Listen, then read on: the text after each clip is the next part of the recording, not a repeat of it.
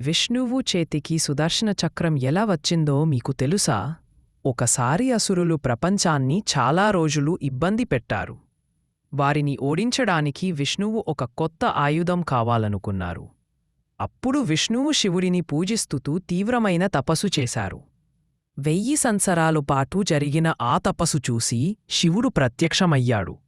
శివుడు అన్నాడు, విష్ణువా, నీ ధర్మరక్షణ కోసం నీకు ఒక దివ్యాయుధం కావాలి.